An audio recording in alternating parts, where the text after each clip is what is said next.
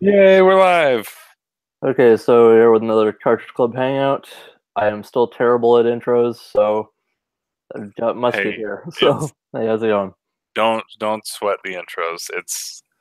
It's not it's just being creative with stretching out as much time as possible. Uh Only the side of your head is visible, by the way. hey, I Like know, sorry. this Well, I'm trying to headphones. keep I gotta keep secrets. I got secrets going on here and I Okay. don't trying to keep things from prying eyes. Um but yeah, I'm in the room. I'm in the room. I live here now. It's Nice. awesome. How's that going? I have not been murdered by a Japanese ghost. I was thinking about that the other day. We got way too much joy out of that. Yeah, it did creep me out a little bit. I'm not gonna joke. Um, yeah, it did creep me out, but uh, so far so good. Survived the first night, but it's been fun putting stuff together and actually like last night I did a lot of I opened a lot of the boxes and stuff to kind of start to figure out, like, I was looking for all the board games because there's a shelf that we'll have in the like living area that has all the board games, all the puzzles, things like that. And so I'm trying to start to break down boxes because, you know, on Friday our washer and dryer shows up, and I'm going to need a path for them to get down and get through to get here. And then Best Buy's sending out some um, free in-home consultation, like to like assess your needs and actually like come up with solutions for what Best Buy can do for you in those instances. So I'll have them come out and take a look at what I what the house already has, and then figure out how we can make all that work, which is pretty cool. Nice. Hey, Yeah. Chris. Hello. Hello, Chris. Hello. So you've taken to the selling, haven't you? I'm trying to. It's amazing how much. I never cease to amaze me how much you lose in the eBay fees. That's gotta suck. That's one of the reasons I've kind of put off selling stuff on there, because I've got a bunch of games and everything just in totes ready to sell for whenever I actually get around to it. But I was thinking about the fees, and it's like for a lot of the stuff I have, it's really common, so there wouldn't be much point. You can make lots, but then you're still going to lose money. Yeah. I've got some Pokemon cards from last week. I should look those up.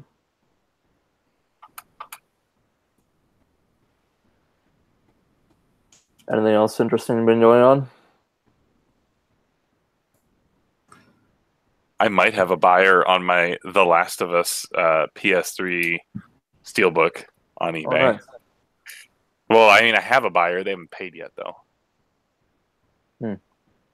Like the best offer they had was just above what I set the like minimum threshold for, so it like auto approved it, which I'm fine with. Like, part of me is like, well, maybe I could have squeezed him for another couple bucks, but it's fine. Considering it was like a $4, like they gave me the special edition in the store for the same price as they would for the non-special edition, because it's a PS3 game, and The Last of Us goes for a couple bucks. And it ends up that I can flip that for almost 40. Oh well.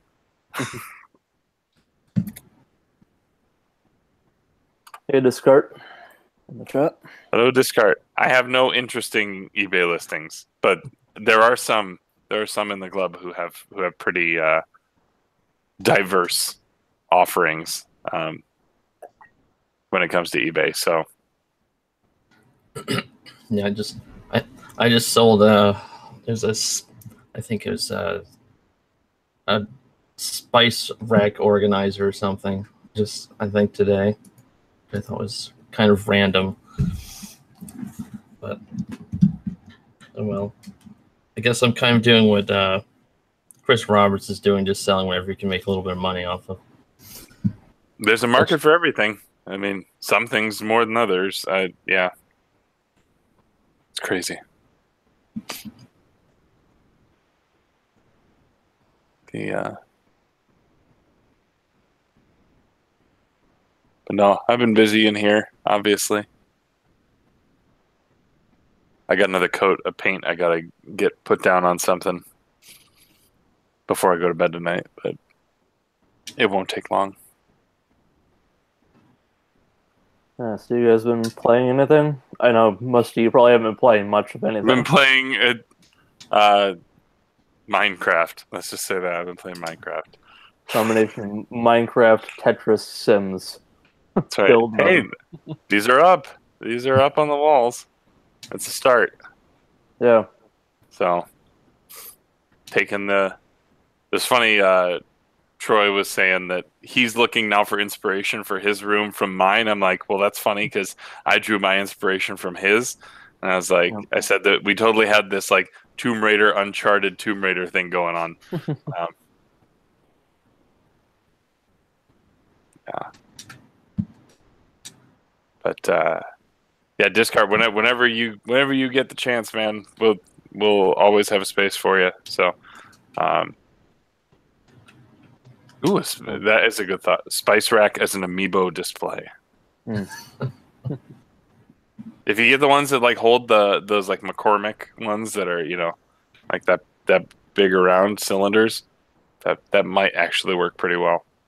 And it'd be spinnable, right? Get one of those. I haven't had something worth isolating in a while, but that might be something.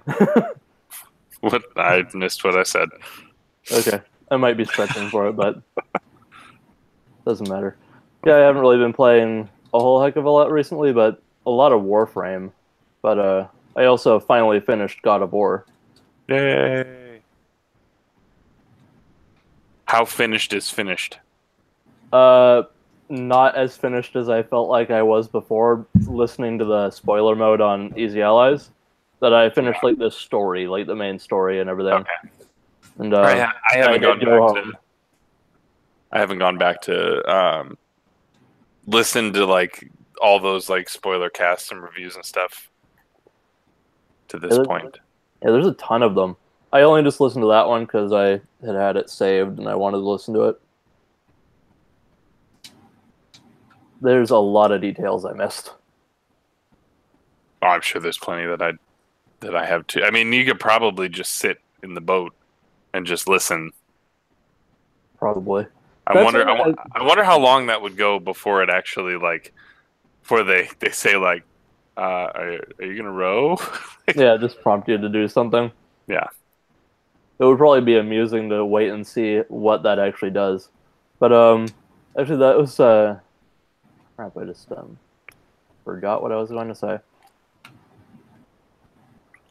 Oh right.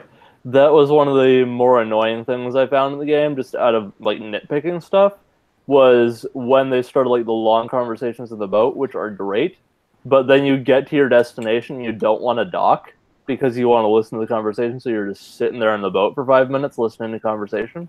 Mm-hmm. We will discuss this another time. Yeah, I don't want to have that happening more than once. Because then you come back and you're like, they do an okay job of segueing back into conversation, but it's better to let them wrap up the conversation in its entirety. Yeah. And I've got to think there's some like gag ones in there as well. Like, who is it? We were talking about the like tortoise and the hare one. Yes. Weren't we? In the Discord? The spoiler mode? I don't know if we were talking about it in there or if we were just talking like it was like Drax level of like literalism, like yeah. I don't think I was part of that conversation, but yeah, that was a funny one. They were all pretty amusing.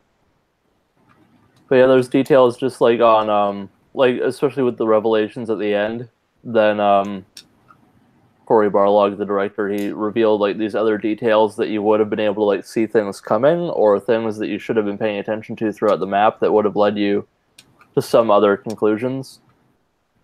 Gotcha. And it's just like, okay, that is not something I would have even thought of. Like, I will say a vague thing. Any of the text you come by that is written in yellow, there is something significant about that. Okay.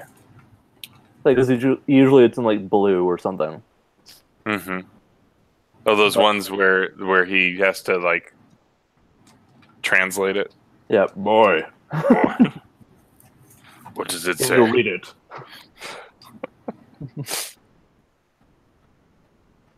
That's such a good game. Yeah. And I'm actually really happy with the change in voice actor for Kratos. Like, the original guy was definitely good, but It's not the same guy? It's not. It's Teal'c from Stargate SG-1.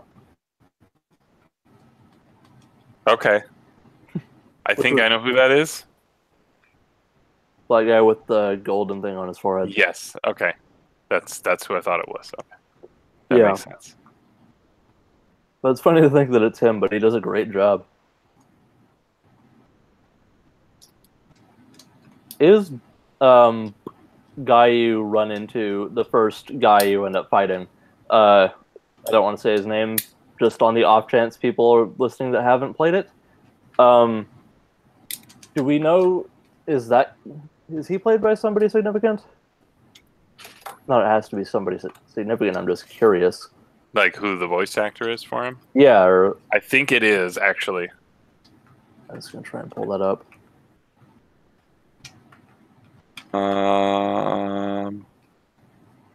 Oh yeah. So, did you watch Lost? Some of it. Did you watch Lost into the point where like the scientists started to get into the mix? I maybe watched 6 episodes of it. Okay, and then it disappeared off. No. Okay. What else is he in? Because he was in that. He played a character named Faraday. Davies. Yeah. He was in Saving Private Ryan, Justified, American Gods. Okay, that's more motivation for me to go back to that. Okay, that show might go farther in than I thought it would to the book, because I just saw who he's playing, and I'm like, that's not somebody I remember, and I'm near the end of the book. Yeah, he was in like 33 episodes of Lost he was in. Man, what episode of American Gods is that? It's a 700-page or so book, and I'm like 100 or 200 in from the end, and I don't know remember that character from the book. Well, he was on the Wonder Years.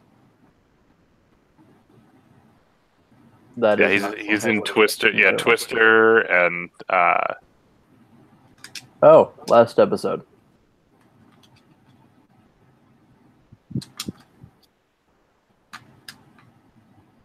But no, he does a really good job, I think.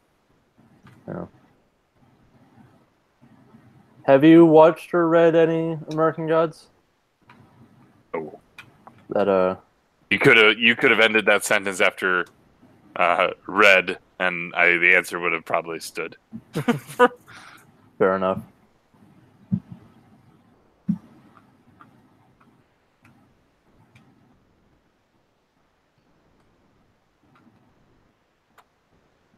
Yeah. No, I don't think either of us have gotten VRs, despite Musty talking about it all the time. Hey, I can't wait to get it set back up. Like, that's the problem. Is like me playing things right now is just not happening. Understandable. I was hoping that by getting the Game Boy out, that I could at least play Link's Awakening. but I haven't found myself with, more than. I suppose I could be doing that instead of this, or but I enjoy these. I think I was hassling. Was it Ramvox? Still hasn't gotten Axiom Verge. I heard he was in the panel, going to be on the panel for the show. Yeah, he is. And I was kind of giving him crap for it on Twitter, but he wants it on sale. So, well, it's always on sale. It's being sold. Yeah. If we want to mince words, I suppose. He's on deep discount. Yeah, he wants it for like, I guess, next to nothing. I got it for $4. What do you want? I mean, granted, it's not been on that for anything. Then he's going to have to get a modern console that is capable of gifting, and so that would mean that he would have to get an Xbox One. Yep. Hey, Ryan. Hello. Hello. How's it going? Meh.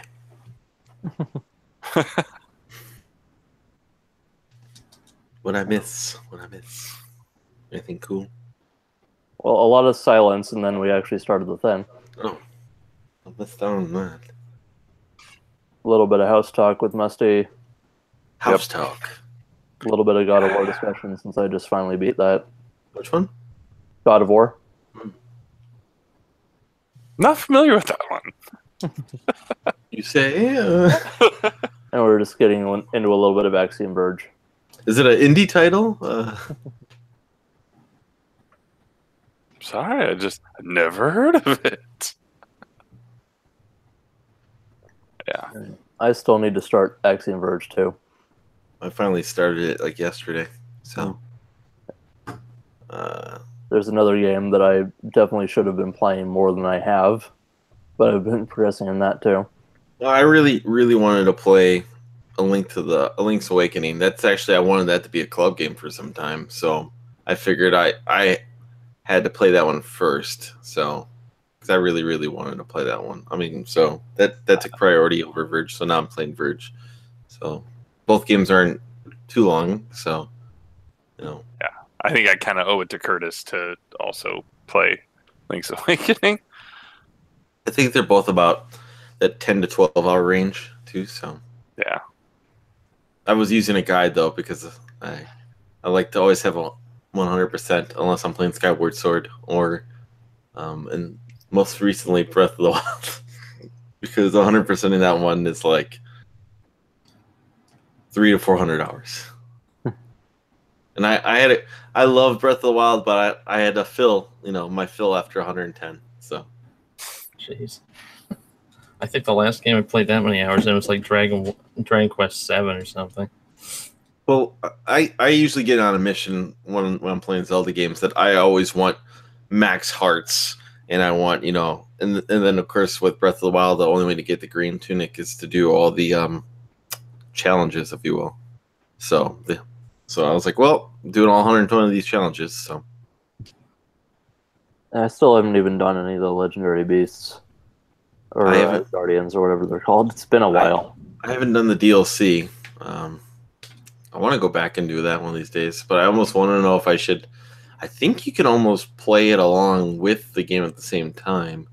So I almost kind of would like to play the game again and then incorporate the DLC with it. Slow down. Wow. This be a game that I just like pick up and play on the side. Like I can always, when the Switch first came out and Breath of the Wild came out, I was just playing it on a lunch break or something like that. 20 minutes on a lunch break, and with the beauty of the rest feature, just a couple of clicks and you're out and you can start back up when you get there.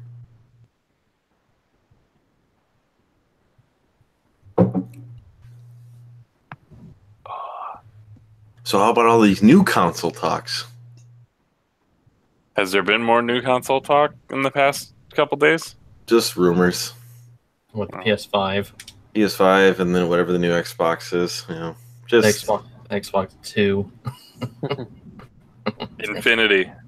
There's nothing like Xbox Infinity. nothing mind blowing, but it's just like, well, yeah, of course, stuff like that. Like, I guess taking notes from developers, because they said like the CPUs really hampered this generation, even in the Xbox One X, because of the I guess the architecture of it kind of hampers the style with the CPUs that they decided to go with for their model generation. And so, like, it's little stuff like that they want to probably go with a more, not a futuristic CPU. Well, I mean, we have to realize that those are CPUs that were probably crafted in 2012. Yeah, they were base model when in 2012, 2013. So, like nothing like, like how I guess you want to say maybe the PS3 and the Xbox 360 were probably built to probably ahead of CPU at the time, or, computers, PC gaming at the time, and then eventually PC just caught ahead. And PS4 and the Xbox One were just kind of built like, moderate PCs, if you will, So they weren't planning the future, and I don't know. You're starting to see where you see the 2-year life cycle. So if you look at the Xbox One X, 2 years from now, you're getting what's called another console potentially next year. So Eric, Mr. Eric, Mr. Q Dog. Apparently, we're going on a White Castle run, I guess, in Chicago. What, people like chicken sandwiches? Frosty milkshakes? Gotta go to White Castle. They're Portillo's. Portillo's is garbage, man. You shut your mouth. It is garbage. I've had it in Chicago and I've had it up here. It's garbage. Not garbage. There's got to be a better Chicago hot dog place than Portillo's. I don't go to Portillo's for hot dogs. What do you go for? The beef? Italian beef. Yeah. Or they have the it's a single bun, but it has an Italian sausage and a Polish sausage together. Italian bomber. and he left. Must be having mic troubles. Yeah. Let's pop this chat out. White Castle though has got some good milkshakes. Some of these, I'm doing the signpost maze and Link's Awakening. It's kind of a pain. Oh my goodness. There's some really weird puzzles, some very long puzzles. I'm kind of surprised. In Link's Awakening? A little bit. They have a couple. I know one of the to get one thing you have to do a pretty long sort of fetch quest, but I think you can kind of do it as you go.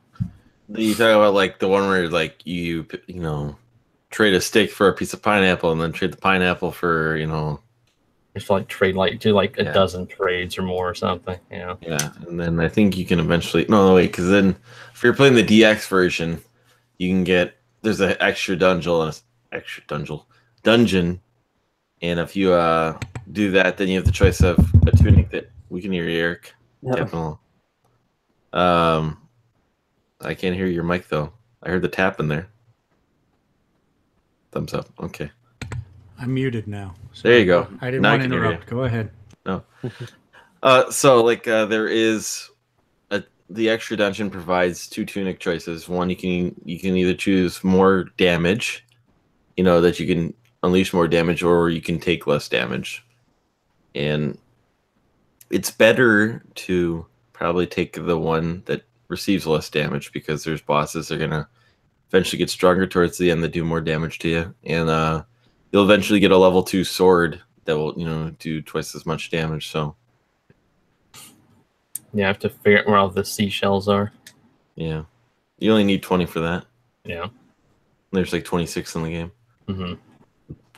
It's supposed to be on bonus barrel for that. I guess they're doing that, and I think they're recording that the 1st of July. So it'll get me out of. My brother's moving that day. Hopefully, get me out of doing that. So.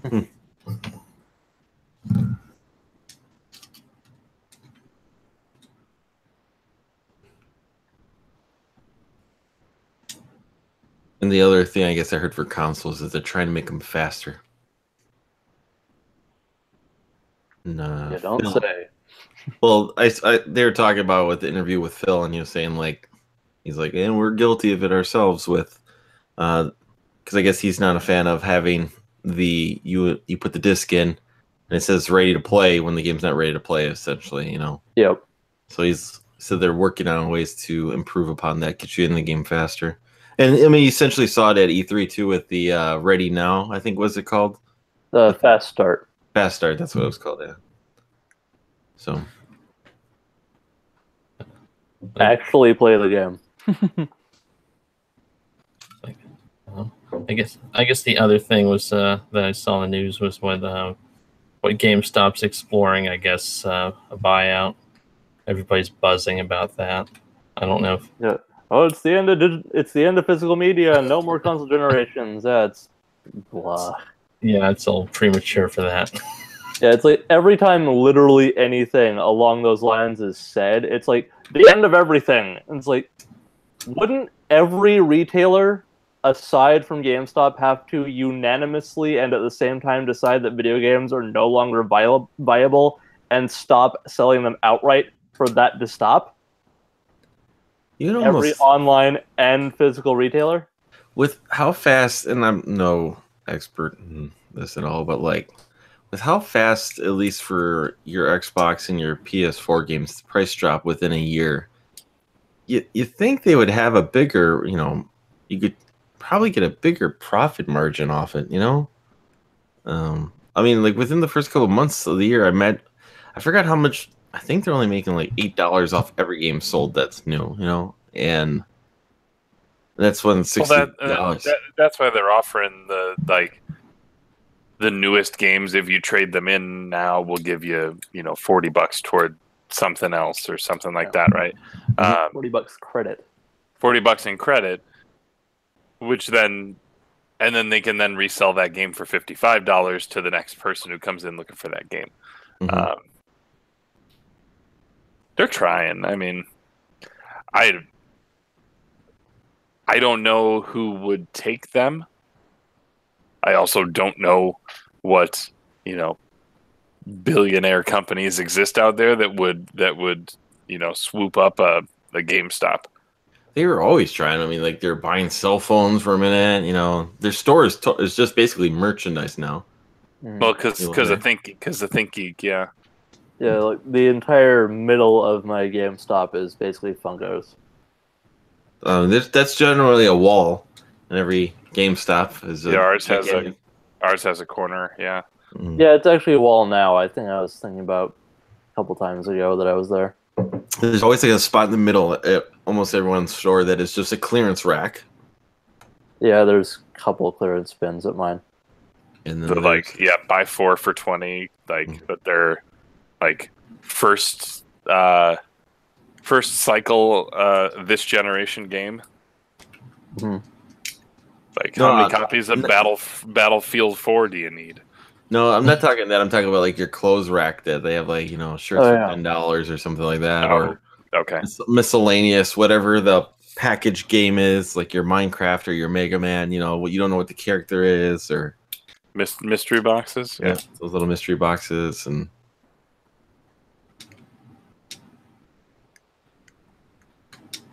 Yeah, there's this weird shirt cubes they have up that are one shirt shoved into the square so that it's facing forward, and then there's a stack of them next to it. No, nobody has any idea what I'm talking about. That's fine. I've seen that at Spencer's and at Hot Topic, but I don't see that at our GameStop. They actually have a hanger rack. No, we have a small one, basically. At least the majority of them are we have a t-shirt wall, and then your clearance rack, which isn't very big, if you will. So I know I saw like the deal that they were hacking last week, where it's like if you trade in a standard PS4 or an Xbox One S, they'll give you $250 credit towards a Switch. And I was like, well, the Switch is $300, so you just pay like $50 for the Switch. And I was looking, I was like, but if you and then there's if you'll get $300 if you trade the Switch towards an Xbox One X. So I was like, huh. Looking at it this way, I'm like, oh, I don't know if it still is even really worth it, but You would trade in your base model. No, you'd be an S, right? I have a standard PS4. I don't have an S. I have a base model Xbox. You would trade that in to get a Switch, and then you turn the Switch around and with some extra cash and additional. I don't know. Well, I mean, at this point, you might as well just wait because. Yeah, especially if a new console. That's the most deflating thing is now that they're talking about a new console coming out, and I'm like, well, and you guys even said it's like it seems like Xbox has established themselves as that this is backwards compatibility is going to probably be a thing for them. I feel like because now iOS 3 there's certain models of Apple phone that no longer get updates. Probably so apps stop working for those. Like I feel like that's the model that Microsoft might be looking at until they can get to this fully streaming future that they have, which I think is just I don't know. That's a weird future. I don't know how sold I am on that. The what's it called? Their iteration. Well, I could honestly see what. I mean, I guess you would have to get the other third-party developers aboard on it with their, your Game Pass. But I could essentially see just not putting a disc drive in and just being a digital box, if you will. There's going to be a disc drive. They want to be a media box, so there's going to be a 4K Blu-ray player, even if nobody's using it. Only reason why I say is because, I mean, you got your Netflix, and I mean. Having to not put a hard drive would be more advantageous to them. Yeah. And if they were streaming it, then they could use a smaller, a smaller hard drive just for the immediate here and now. Well, you've seen that Resident Evil 7 for the Switch for Japan, right? How it works. I haven't checked that out, but for how it's basically, I think you only download like 1 or 2 gigs to your Switch. And essentially, everything then loads via the cloud to the Switch for your thing. Now that's online connection, but it requires an online connection. That was part of the gripe back in 2012, right, or 2013. But I think this is almost a different time, Yeah. But I would be fine with the iteration like that, where it's like after every few years there's no more updates and the newest games don't work. But that's because that's kind of what happens already anyway, except with how they do it now, it's hard reset on the entire medium essentially, where anything you bought in the past is void and start again essentially. And I would rather it's okay, everything you bought in the past works, but if you want the newest stuff, you have to upgrade now. And all your old stuff still works. I think that's much preferred. You know what I mean? I would agree. Yeah, because this is the and some marketing guy out there reset every few years. Some marketing guy will come up with a way why that is a bad model, and they will lean into that as far as why competitor X is doing it this way, and this is why that's bad. Well, some random guy on the internet who thinks they're a marketer will also come up with a reason why that's bad. Yeah. And there will be 5,000 of those. But I think that's just...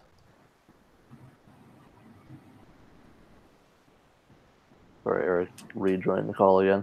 But, yeah, gaming is just weird with the console generations now. It's a very dated model. Well, I almost kind of look at it as, you're seeing what go Best Buy drop their Gamers Club from the States, basically your discount. I heard word of like Amazon's dropping it, or at least making it 10%, right? With their They've already done that in Canada. And of GameStop is allegedly, it's just in the buyout talks right now, right? Mm. But a buyout doesn't mean anything other than a shift in ownership at this. Yeah. Like Brazel made a good point. He said that I'd be more concerned about what they do with all of their retro inventory. Mm. To the trash. Right? Yeah. The big dumpster. But could you imagine finding that dumpster?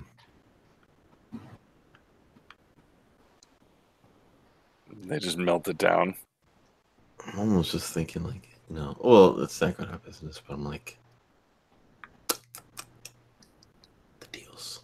The deals. 8 for 20 or something like that. On like, I'm just trying to think of it's not. I mean, it's not it wouldn't be a good thing if that happened. It wouldn't be a good thing. But I'm just thinking, what trash can I trade in? Well, I still can.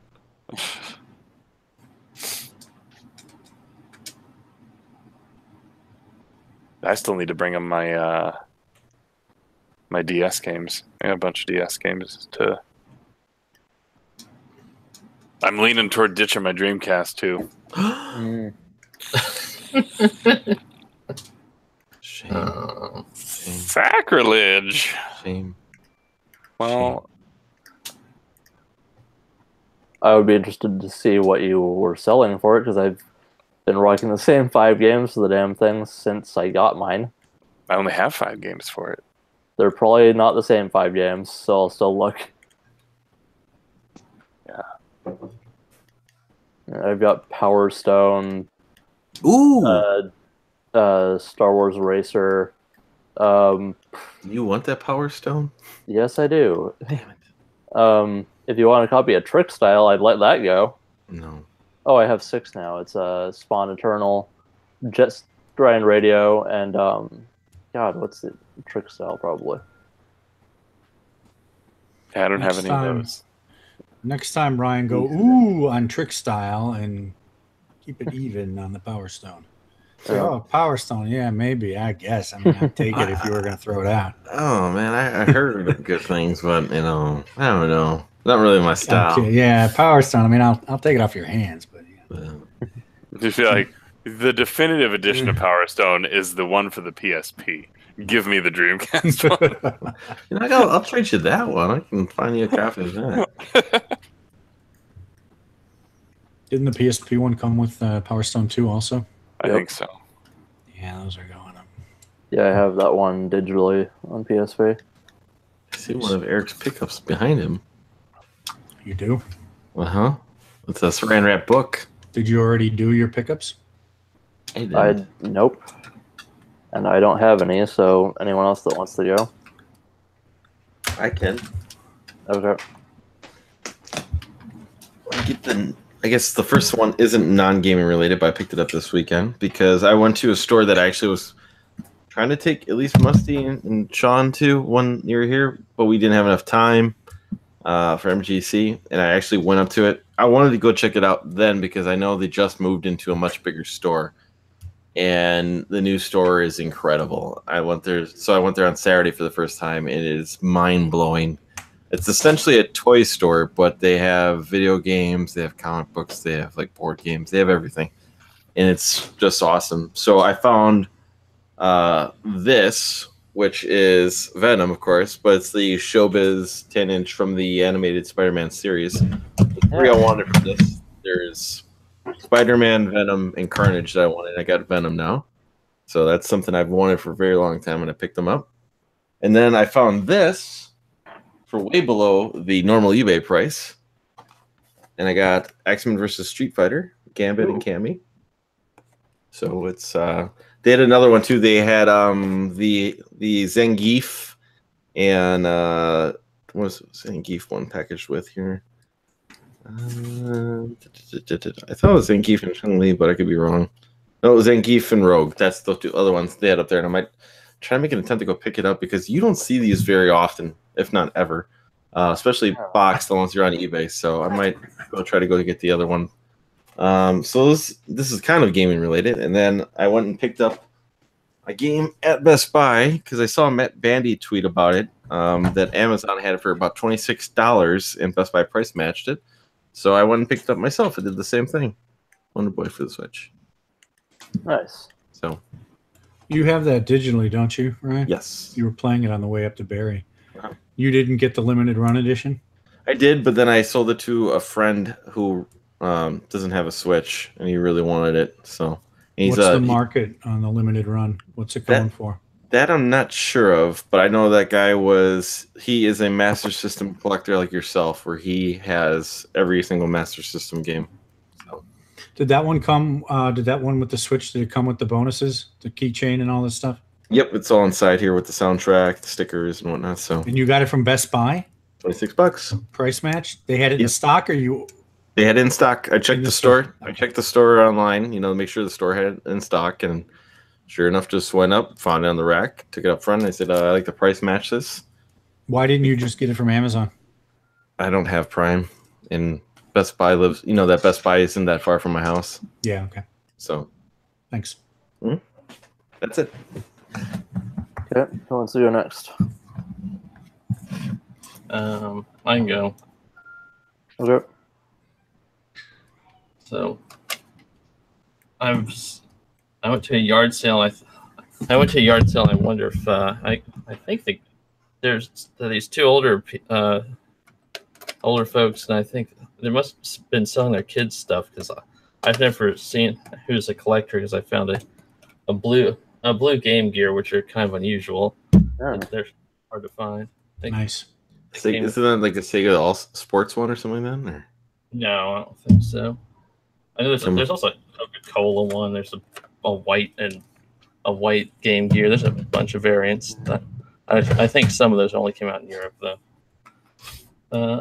Let's see. And then at the same yard sale, I found, Pokemon Black. Let's see, version 2. Let's see, Legend of Zelda Phantom Hourglass. Let's see. Then I guess, let's see. I think. And then I think the rest of these came in from thrift stores. So let's see. So I think these volunteers didn't know how to forgot to individually price all these games, so they just put them down as DVD prices, which is $2.99, and they were having 50% off sale. So these are $1.50. So Ratchet and Clank. Let's see. Shadow of the Colossus. Let's see, that's not. Let's see, Ratchet and Clank. And God of War. Let's see. And then I went to another thrift store before that, and I heard this guy. I think he was trying to flip some stuff. He was talking to his friend that he was looking through the video games. There's a row of Wii games, and then the guy, I heard them going back and forth. He said, "Oh, the only things that are worth anything are Mario games," and he completely overlooked these games. So, I found Poke Park 2 and Poke Park. So I'll probably flip those, and Super Mario Brothers U. So I don't know why he didn't buy this. Then this I bought this because I bought an Xbox Connect, and I just wanted to bundle them together. So I bought Connect Adventures to go with it, and then I found, can't remember. I think this is from last week. So yeah, I think that's it. Yeah.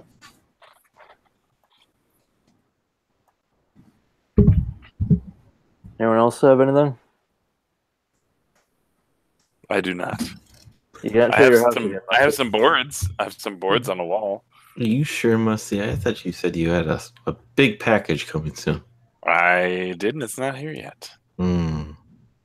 Eric, you have anything? Well, I was going to show Ryan the book that I got. Maybe he already knows what it is. I kind of got an idea. I- Oh, it's the encyclopedia? Yeah. Nice. I have the other two.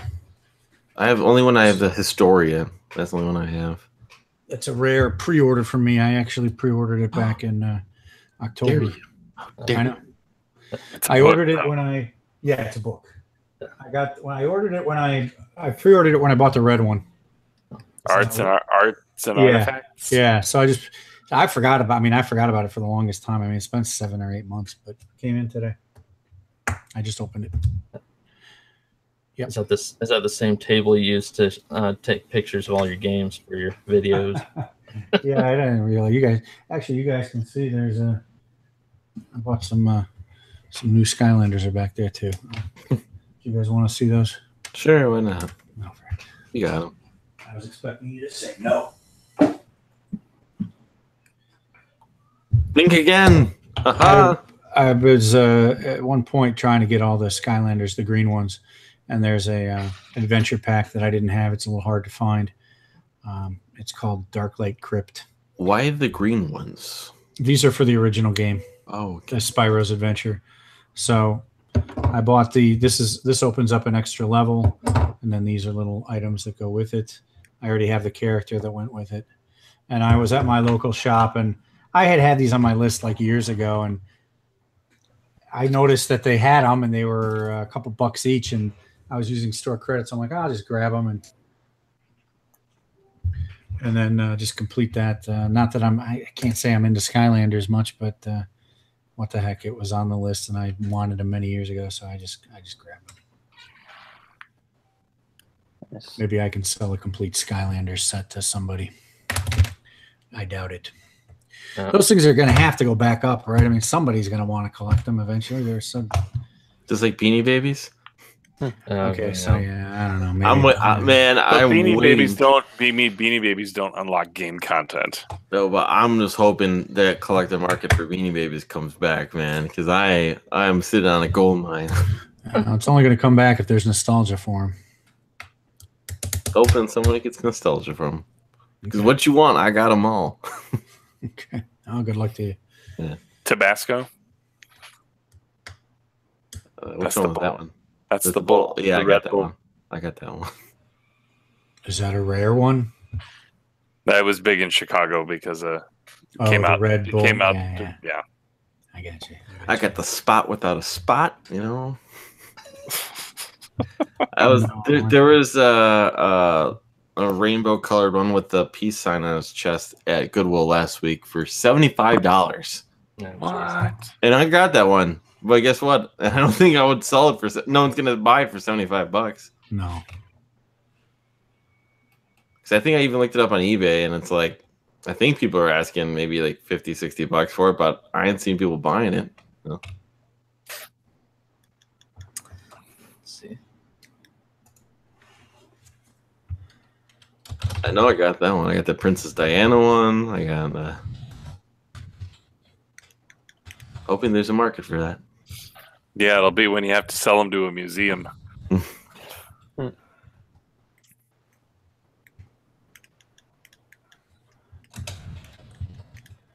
all right.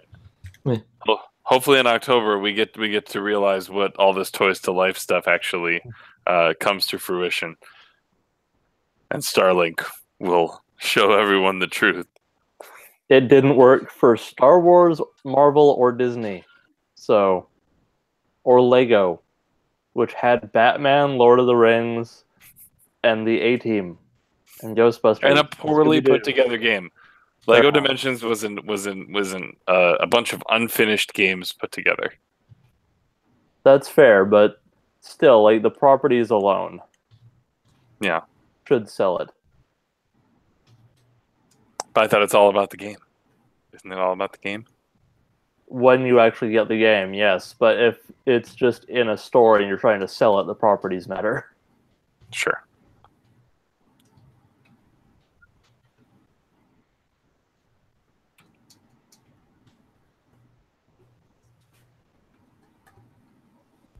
I'm playing Axiom Verge. That one song, I don't like it. The main theme, or No, the one with like actual like lyrics, but I can't decipher any of the words. I've only gotten through the first boss. Oh, okay. You'll know what I'm talking about. Or if you watch probably. Caleb's review, I he did, points out the same song. but I don't remember that. I just beat the second boss. That's where I stopped. So Good the guy, luck. The guy who you put a GIF for is only the guy I beat.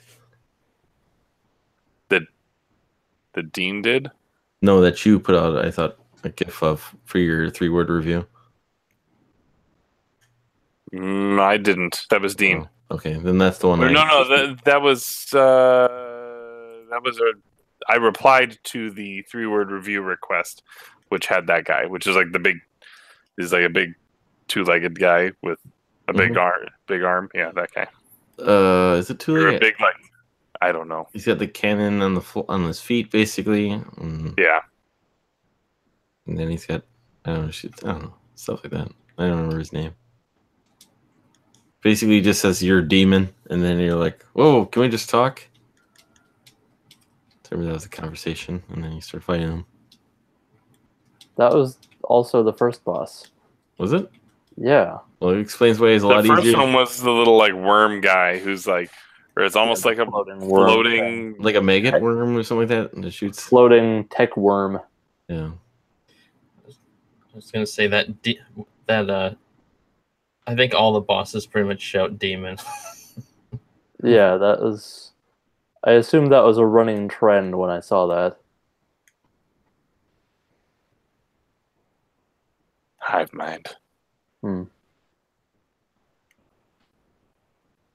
It's good. It's a good time. Did anyone see now I haven't watched his videos in some time, but I saw because they got retweeted or someone liked it, but I watched the completionist put out a video saying, please, if you have 9 minutes spare, watch this video. And essentially was him talking about like how YouTube is the new algorithm is screwing with his channel. And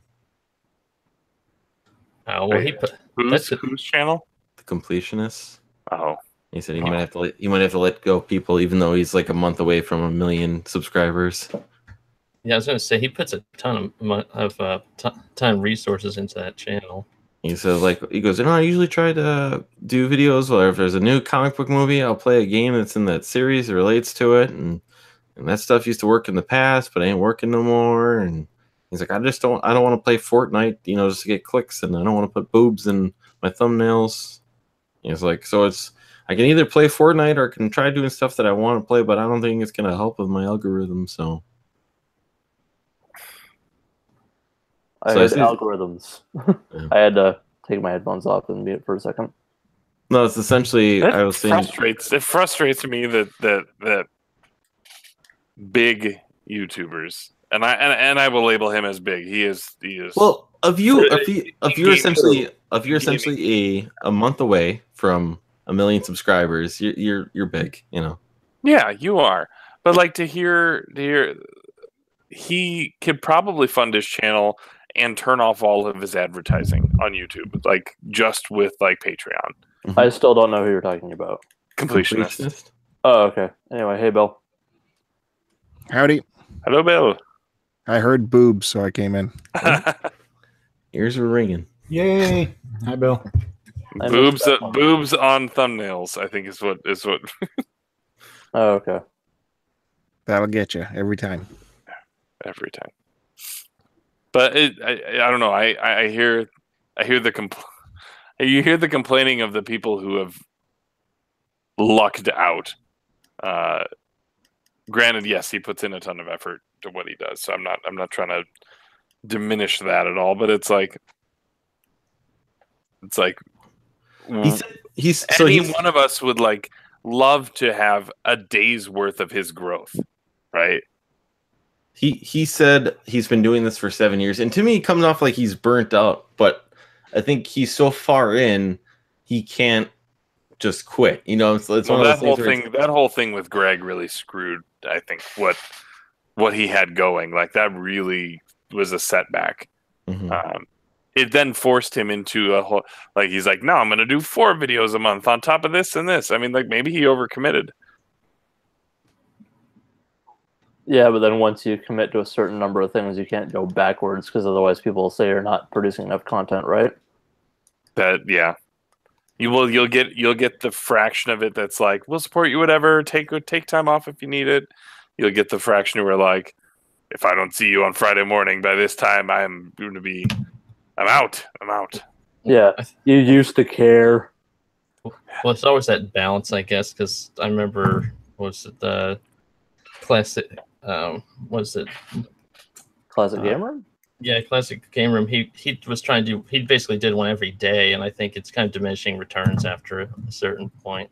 Well, I think people get burnt out. You know, it's like you put out so much content. You know, like I think people are like, I don't need to see this right now. You know, you get tired of it. If I understand that, you know, people probably need to keep seeing your face, but that's my thing. It's like I stopped watching them years ago, and it just I get kind of like, you know, Like long form YouTube videos aren't exactly an easy thing to commit to. yeah, Right? Like that becomes appointment viewing. mhm. When I have to set aside the time that I would watch granted I'm not watching, but the time that it would take me to watch a sitcom, to watch your review of, you know, of current modern game or of game that you already reviewed 5 years ago, but you had to redo it because Trust yeah. But like, you know, He did say something like he is, I think, redoing the first year, and I think it's just he's trying to remove Greg from his channel completely. So yeah, he's revisiting those, recompleting them, and then doing a new review with additional supplemental, like commentary. mm-hmm. Yeah, I think that's kind of unnecessary, at least in my opinion. But Well, there was like I think a payoff for Greg too, or something like that. So because Greg had helped writing it or something like that, and he probably, if it was on his channel, he probably had to keep paying him. yeah, But it's like, you know, he gave everyone the warning, the time to go and get them if they wanted them, Mm-hmm. and you can still go find them. Like all of those are out there somewhere. On the internet. That's right. You know, I don't know. I mean, yeah, but yeah, I guess it would kind of stink for him to like not have a link to the past episode because Greg made him take it down. Mm-hmm. I guess. And I think that's kind of what he's getting at, right? Like some of his favorite games of all time, he now doesn't have a video for because of that. So I guess I kind of get it. Is there another way that he could do it that doesn't require, you know, that length of an episode? Maybe. But he's doing what he knows how to do. Yeah. And that's progressively grow a beard over the span of 30 seconds and make Smash Brothers noises. Yeah. Yeah, Joe puts them on all the time. Drives me crazy. I just hear that voice every work shift. Just drives me bonkers. I don't know why. I'm sure he does good stuff, but every time I hear that voice. I liked them for a while. It's just like I just get tired of it, and it's like Musty said, it's a commitment watching. You know, where Mm-hmm. you know, it's like, you know, if you get you know, used to watching, you know, Game Grumps. Let's use them as an example. I used to watch them, like all 3 of their videos every single day for a half hour to 35 minutes or so. And after a while it's just you kind of want a different thing.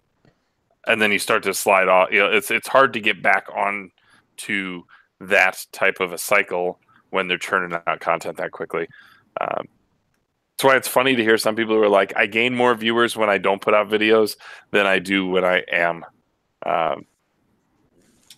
Like Mike from the Retro Lectures has brought that up a few times where it's like I don't put out videos and I get subs, and then I put one out, and then suddenly, 3 of them leave, and it's like, oh, well,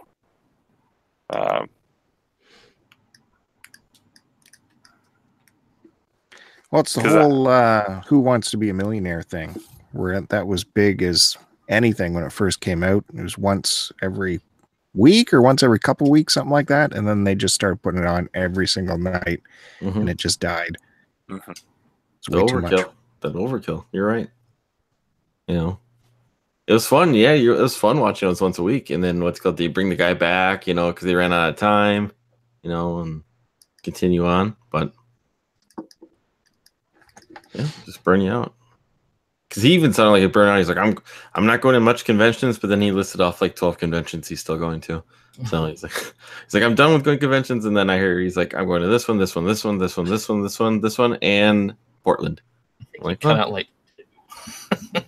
So he's just not going to one every weekend. He's just going one a month, basically. So Yeah. Is he still going to the one in Europe? Yep. Well, he's going to. It's in the UK, yeah. Yeah, it's the one in the UK because his buddy Jesse runs it or something like that. So Must be nice to have buddies. yeah. I just remember though, like when he just put out a tweet because when I met Dean at the airport when I flew into Portland, and he was posting that he's like, I'm playing Mario Odyssey on the airplane, and he's like, and I, you know, it's called I can't share with anybody, and all of a sudden I see him like 15 minutes later, basically walking through the airport, and I'm just like, yo, Dean, we should jump this guy because he's got Odyssey in his backpack here, you know.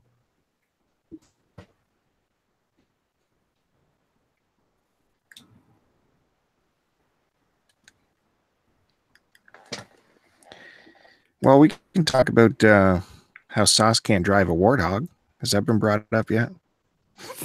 That game sucked.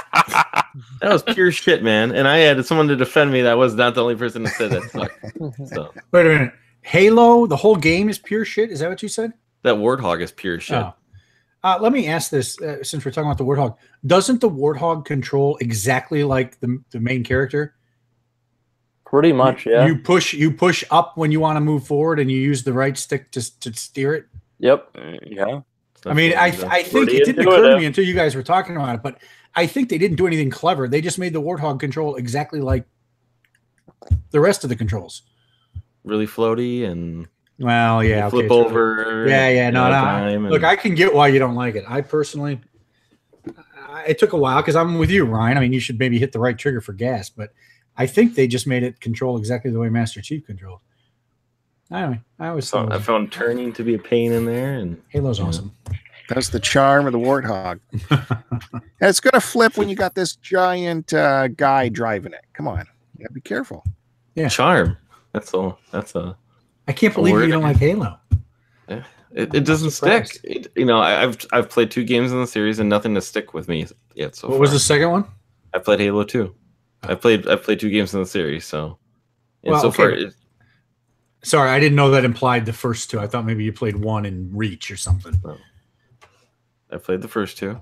Yeah. Okay. And so far, nothing is like it hasn't hit to me like, okay, this is a franchise I need to continue playing. Basically, you know. All right. Well, if 2 didn't do it for you, then then I'd say. Then you truly are lost. You are truly a lost soul. Yeah. I spent so much time with 2. I know Musty played 3 a lot online, but I played a ton of 3. For me, it was 2. I need to go back and see what my win record was on that. Honestly, 2 is the one that didn't impress me all that much. But then again, I got to it years later after playing all the other ones, and just getting it hyped up so much for me. And it's just like, it's fine. Are you talking about the campaign, or are you talking about the multiplayer? Campaign. I didn't get into the multiplayer in time for that one. Beautiful. But the first one I played multiplayer was 3. Yeah. And I still maintain the best multiplayer, like when it reached peak, was Reach, because that was just so well balanced and so much interesting stuff to do without being too much. Okay. I never played Reach online. I have friends who didn't like Reach because of all the power. It was like the first where like you didn't just have equipment like in 3, you had power ups. Yeah, yeah. Like the loadouts had power ups. Yeah. But like they Armor- had that stuff armor without lock. going. Yeah, they had that stuff without going too far, like 4 and 5, where it's like now that's just kind of everything. Or at least that I remember. It was like it was a fun diversion, but it wasn't necessarily required. Where it's like you basically have to do that in 4 and 5. Not that having sprint just mapped normally is bad. That's probably one of the only improvements overall from previous ones into 4 and 5. Just practicality wise. But otherwise it's just like, yeah, you peaked at Reach. I mean, it is kind of strange now that like the games feel like the old one, if you go back and play it after having played the more recent one, it feels slow, and that's because you can't sprint. And yeah, well, because they've come up with ways to accelerate movement because our attention spans can't put up with, waiting anymore. And that sprinting is convenient. Well, sure. I think it's a attention span thing. Potentially, but also in a war zone, you're not going to go for a leisurely jog. That's right. I'm going to get in this Warthog and I'm going to drive it across the battlefield. Well, when you don't have a Warthog or a Scorpion or any other... It still blows my mind that Brazel missed the Scorpion. In the first one? That was drivable. Yeah, so he missed getting in and driving the Scorpion. He must have either walked that or drove it in the Warthog. Oof. Yeah. Because don't you fight a couple tanks anyways and just makes it easier? Yeah, you fight the Wraiths. At least one Wraith. Maybe 3. Yeah. I was going to say, I think you fight multiple ones because, like a couple areas, but it's really easy. You could just, hide behind a hill and shoot them, Yeah.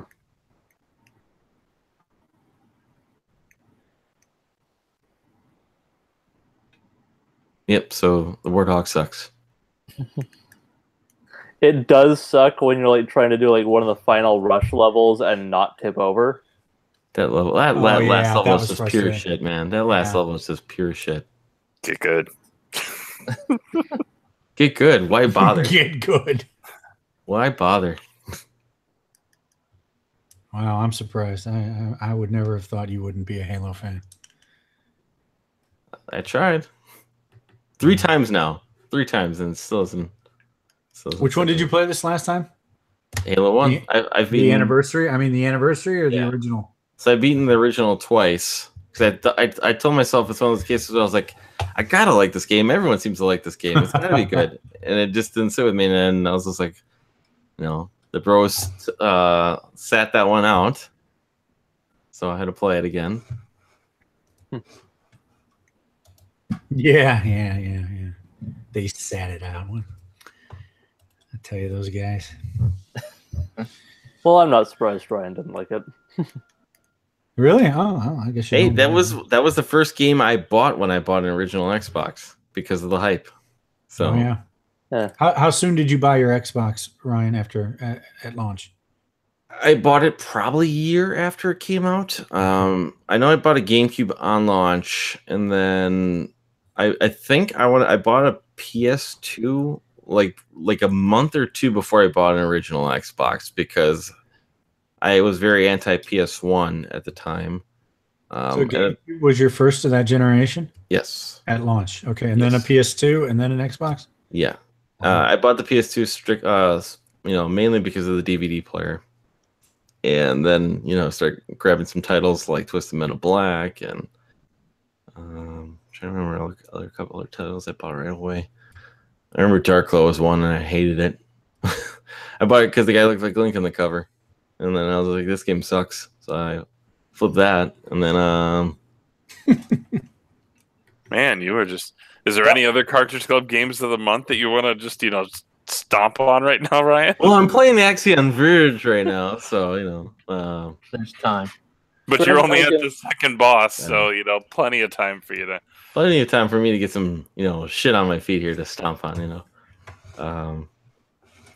Granted, I can definitely see not liking Dark Cloud 1, especially just going in thinking, oh, Zelda like type game. You want me to craft a town? Get the hell out of here. Yeah, like not knowing what that Work? game's gonna be, that's like very not the way to go into that game. It's But like, also, it's just a very kind of niche game, so well, it's not for everybody. I'm just saying, it's like, you know, there's games like, I hear titles like Yard Work Simulator, and I'm like, you know, why would I want to do that? I can just go on my own lawn, you know? Speaking of that, Job Simulator is supposed to be quite good. Yeah. I have a job simulator too I can do. So go and work Monday through Friday. Talking about the PSVR one. I know, but it's a very off-putting name. Well, Vacation Simulator is coming, so you'll get the other half. Isn't Okay, that that one sounds a lot better. Isn't that the one with the weird, like annoyingly talking floating guy? Annoyingly. There is a it's kind of like a, so the whole concept there is that these sentient robots have decided to build simulations of what life used to be like in this day and age. So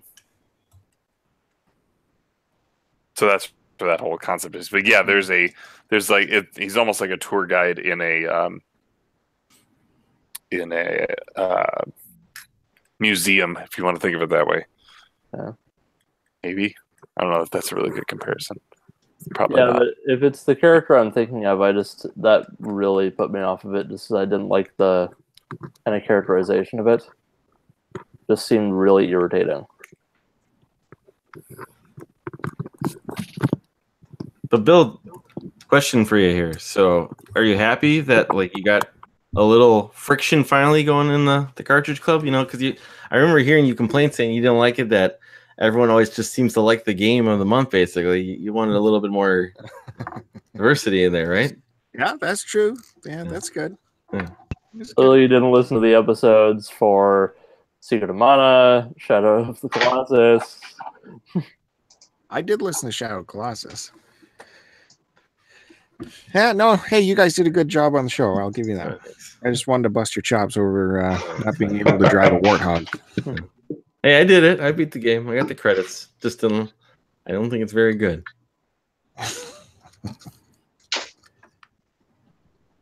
Number one complaint, warthog. And then you make it a reliable thing, you know, the thing you have to do to beat the game. And number 2 complaint, the warthog. That is my biggest complaint about that whole game. But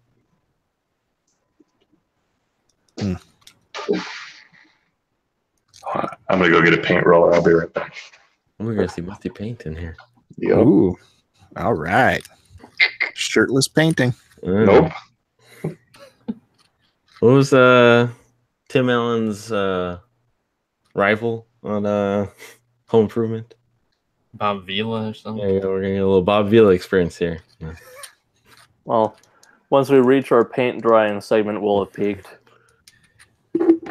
This old house with Musty Hobbit. Is Eric going to reveal what was different about the Q-Dog house this week? Yeah, sure. We got some new lights. Ooh, look at that. I knew it. Just soft boxes. From I Amazon? didn't mind my snarky comments on the video. Oh, did you see my snarky response? No, not yet. No, I don't mind it at all. No, we made it out to be some big deal, and it's not. I'm sorry. It was not a big deal. We thought it would show up differently in the video and make it look quite a bit different, but I'm not sure it actually looks that different. But yeah, we just bought some new light boxes. That's all. I was excited about it, but not really anything anybody else should really care about. Really, we just wanted to get comments. Were those from Amazon? They were. I asked Musty about the ones that he had, and then for no reason just went with whatever ones were cheapest. These were really cheap, so I just grabbed them. They seem to have the right features, and price. Are you looking for a cut of the action, Bill? Yeah, how did you get to the Amazon? Oh yeah. I can't remember if we went through SDC Pod on this one. I might have. I'm sorry. Oh boy. I bought my Framemeister. Yeah, you just say yeah. yeah. I bought my Framemeister through your site. I know that. So that should have been a cool. That was like $400. I don't know if you saw a little blip on that one. Pay for those shipping boxes behind them. Those Chris Roberts boxes right there. That's Chris Robertson like mad. Yeah. It's enough to pay your rent right there. Is that really what all that stuff is? Yep. I don't know if the Framemeister went through our like some things you don't get any commissions on. So okay. Well, here's my concern, Bill. So when I click to it through your link, it gives me this big long URL, right? That kind of, I presume, somewhere in there is encoded that it came through your site. But then when I search for an item, that big long expansion goes away. So I don't know how they keep track of where we came from. If I do like a search or if I'm browsing Amazon for a little bit. Do you know what I'm talking about? Oh yeah, I know what you're talking about. I've thought of the same thing too, but it does. It somehow keeps track of you for that session. Okay. Well, I'm sorry. I don't. If the Framemeister didn't go through, I apologize. But the lights, I don't know. I can't remember if I went through you guys or not. I'm sorry. So let's go with yes. All right. Cool. I don't remember. Anyway. I got to get some kind of desk LED situation for shooting products. Just a little light that sits on your desk. That would be nice. Turn it into a big reseller, huh? Or eBay person? eBay seller? Yeah, I guess so. Yeah. Earn some extra scratch. Yeah, well, I'm thinking about getting purging a bunch of stuff. I brought in a bunch of stuff to my game store. They didn't take hardly any of it. They gave me they gave me these, they're kind of scratched or whatever. I'm like, no, they're not. You just don't want to buy them. I don't know what I'm going to do with them because it's all junk. It's all filler junk. I'm probably going to offer some up to people in the Cartridge Con, see if anybody wants them, but I don't know. I don't know what to do. Yeah, you guys should be like Americans should be eBaying because, you know, us in Canada, we're severely detrimented by our shipping costs. It's really difficult for us, but in the States, man, you can ship for nothing. You got me scared though, man. Your PayPal story. I don't accept returns. I don't want to deal with these people. These are used video games. Just, but you're telling me PayPal can just override anything. And you guys got me worried. So I don't know. That's true. I'm taking baby steps here. That's like one instance though in many transactions. So at least it hasn't. I've had a couple other return issues where I don't give returns no matter what. I'll fight you no matter what. Yeah. Okay. Most of the time. So I've fought and won on it. Like I still have 100% feedback and everything. And eBay to talk to them on the phone are really helpful.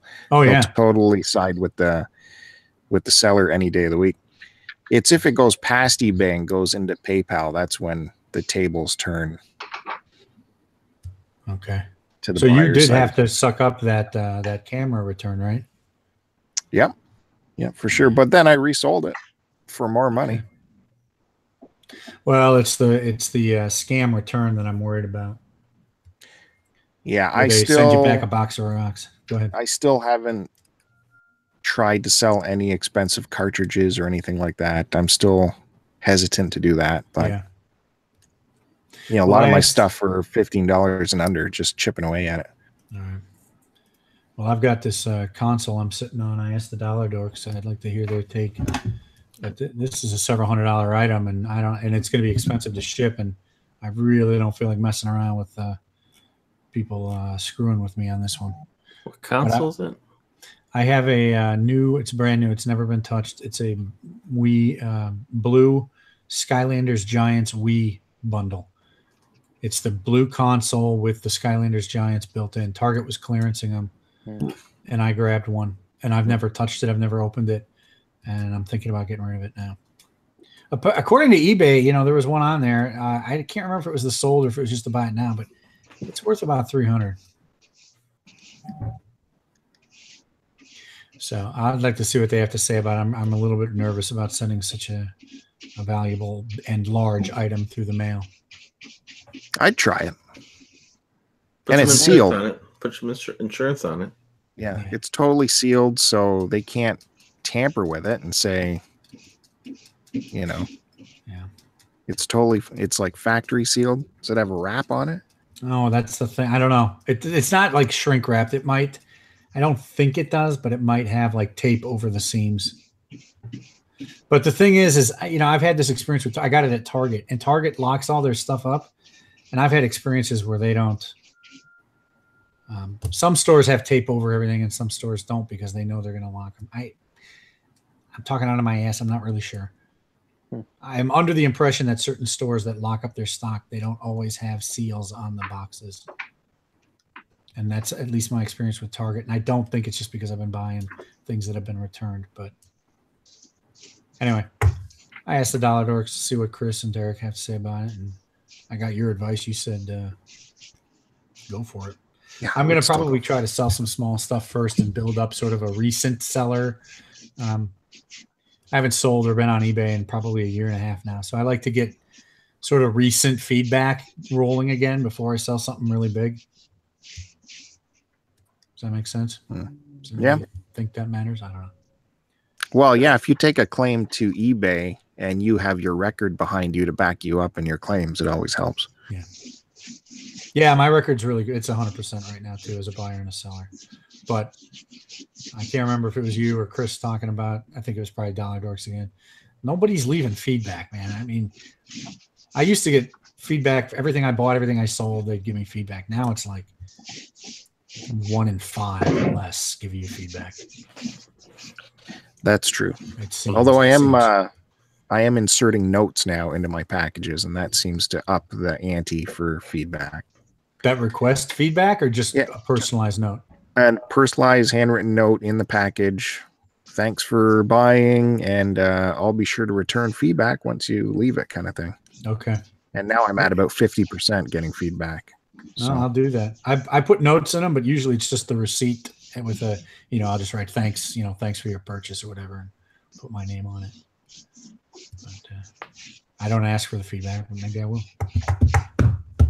Anyway, thinking about getting some stuff on eBay. Got some Legos I'm going to try to get rid of too. I got to pay for that Millennium Falcon still.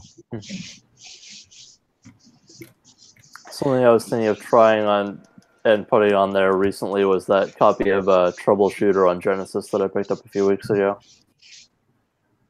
Oh, what's that? I never. It's not familiar. Maybe you showed me. Shoot 'em up. Okay. This kind of anime style weird thing. I'll just go grab it once. Yeah, Bill, do you ever use your funds then to buy something nice for yourself off eBay? No, not off eBay, actually. No, to be honest with you, I haven't. But I have this reoccurring record subscription. That's $60 US, 80 every 3 months. So I gotta pay that nut off, and then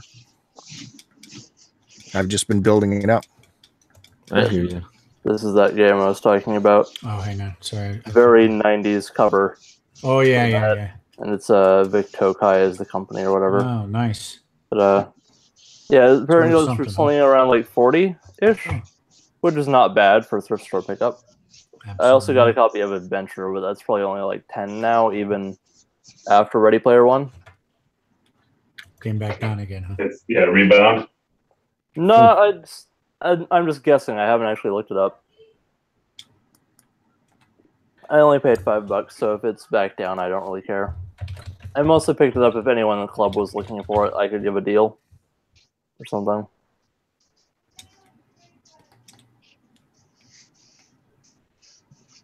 I'm going to try and look now just out of curiosity, though.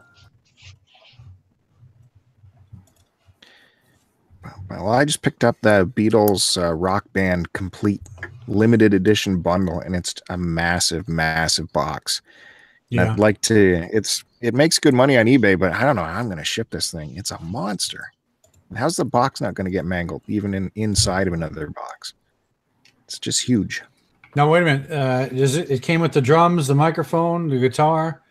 Didn't that one come with 2 guitars? No, just the Hofner. Okay. The drums. Game. The game, a mic stand, a mic. A mic stand. Wow. It has like a fake bass drum looking thing. Oh yeah. A little fan thing you unfold. Nice. All that's there. It's complete. And it fetches over $200, but I don't know how to ship this thing. It's massive.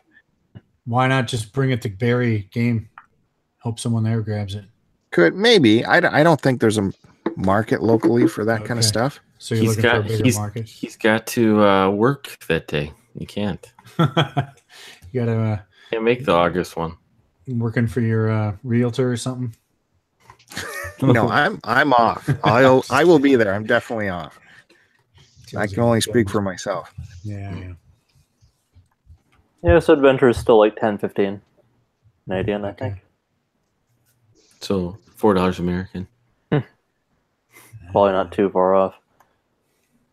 So Bill, how about your Chris Hardwick? He's quite the guy.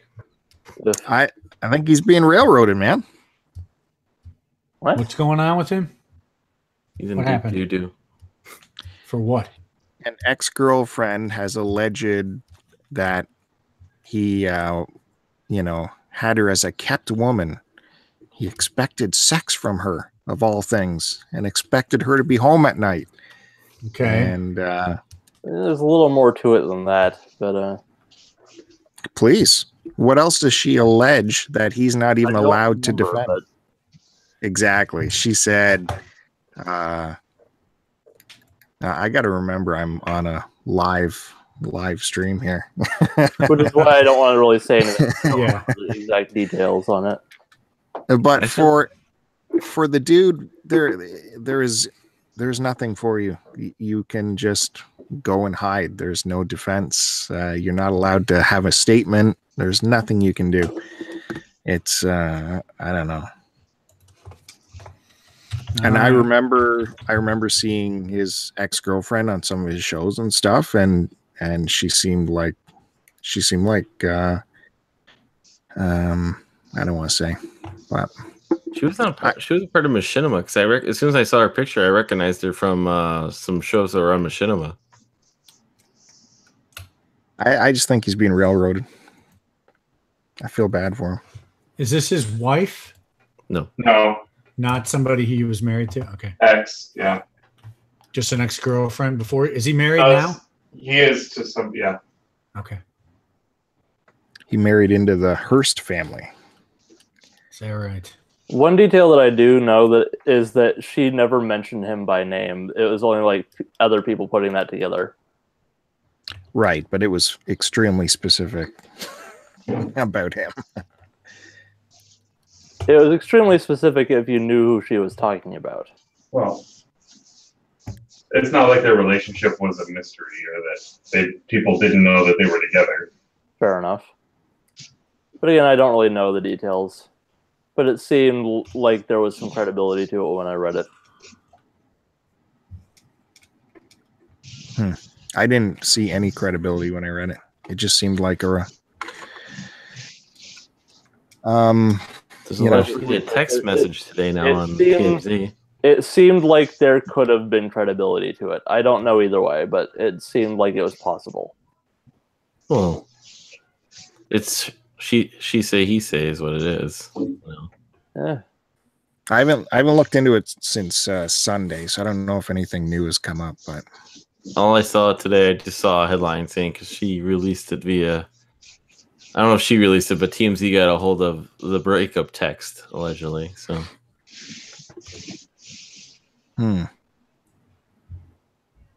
Yeah. Okay. I googled it. Guess I've been living on an island here. Okay. yeah, his new show was supposed to debut on Sunday. Yeah. They got pushed. That's Which show is this?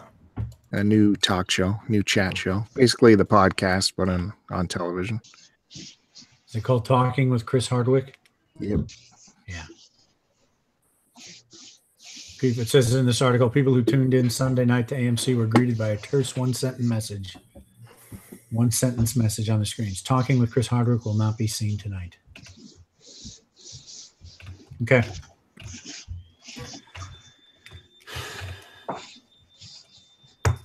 Well, all righty. Way to go, Ryan.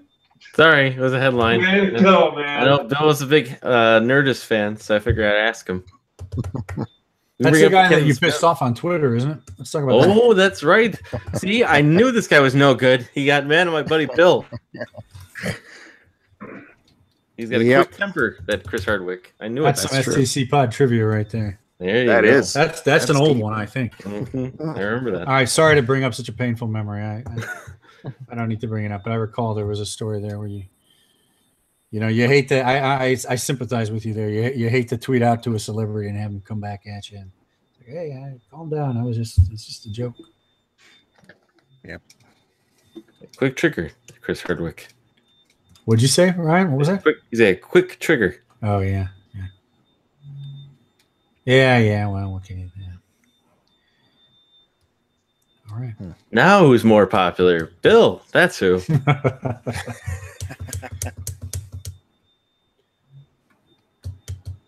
Well, Bill, tonight's Tuesday night. Is there a record happening later?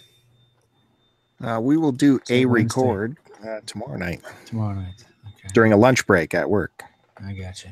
Is that like 5 hours from now or something like that? Or No, I'm on night nights. shift? I'm on nights, yeah. Yep. Did I'm gonna ask this. I apologize for not knowing this. Does the Transformers and Beer podcast still exist? It does. In video games? Is that what it's called? Transformers and Beer and Video Games? I don't listen. I'm sorry. I don't listen to Transformers and Beer because I don't My want to Life in Collecting. Starting My Life in Collecting. They're still doing a podcast together, and Yes. and Joe. Yep. Okay. Yep. And then I they wasn't each sure, have their 'cause- respective channels, the respective YouTube channels, then, right? Yeah, that's why I'm asking because I know they have their separate channels now. And Em has shown his face, and Joe's got his own channel. So I thought maybe they went separate ways. No, that show's huge. That show's not going to end. All right.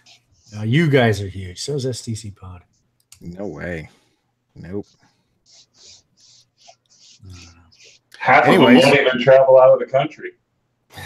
That's true. Now you're going to have to figure out how to get back in Joe's good graces, Eric, after that statement. Which one? Not that he's watching anymore. He probably just broke his monitor when you said. Is he lurking? He probably will watch this. Hey, look, I'll be honest. I don't listen to Transformers and Beer because if I did, I would want to get into collecting them. It's a deliberate decision not to get into that market. I do watch their videos every now and then, though. Sorry. Your mind would have been. I apologize, Joe. Eric, I was telling earlier with my pickups that store I went to, your mind would have been blown when you saw the Transformer section there. All the. Yeah, I could very easily fall off the wagon on that one. I mean, FitNat got me a Transformer. I see Will and Steven shooting out. I mean, these new models are incredible, and it would not take much for me to listening to a podcast would push me over the edge. So I definitely want to rein in on that one. But so these Transformers, Ryan, were they like the G1, like the classic ones? Oh man, yeah. They had I think just a whole one of those display cabinets, kind of, like the double panel lock at the bottom, glass panels all the way through. They had one that's just all G1, and then they had the next one over was like I think then every other generation for it. Yeah. There's a whole one just of He-Man like that. There was a couple for Star Wars, a couple for G.I. Joe. Like I said, like granted, I found all this like stuff that I forgot about, like still in box. They had a whole bunch of still in box, real Ghostbuster stuff, if you will. Mm-hmm. They had a whole bunch of Dick Tracy from the cartoon and the movie, I think.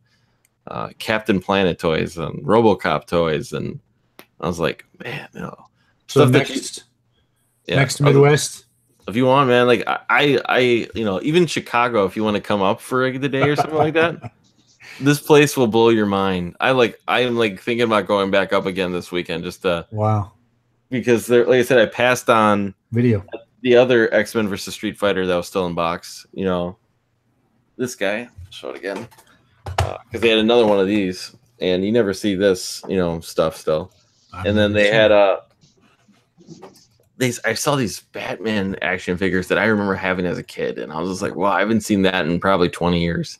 You know, like still in a box for $10. I'm like, man, that's something. Like I probably like that and the Penguin that they had them both still, and I haven't seen those since I was probably 10 years old, if anything. And that was like a mind trip, you know, seeing just all that stuff. Wow. Was it the Batman ones from the 90s show where they basically just kept copy and pasting the same mold? No, it was I think probably right before that even too, like kind of after the 89 movie. You know, but I know my buddy was, because he saw the Mr. Freeze one that was in the series where essentially if you put him in the freezer, his face turns blue.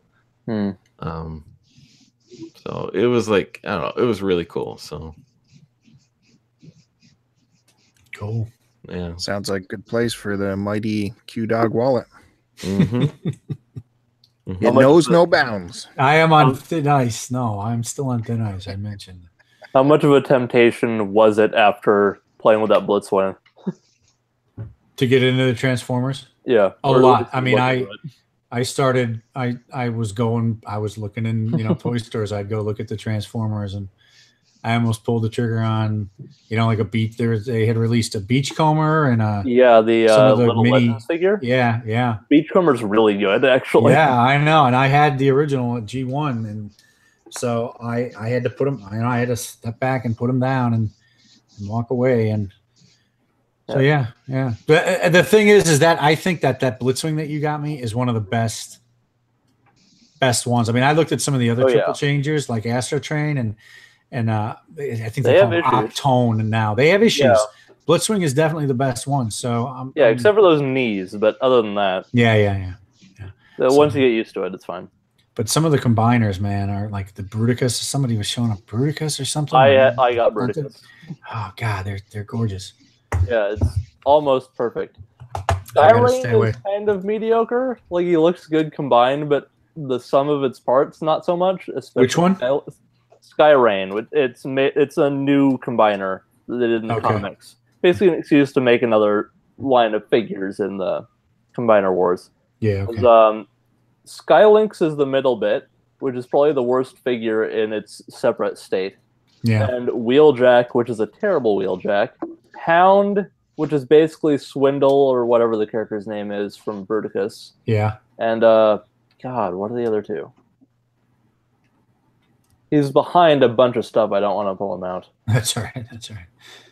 So, yeah, it's definitely something I would easily fall into. Yeah, I went from like 5 or 6 to about 50 and not very long.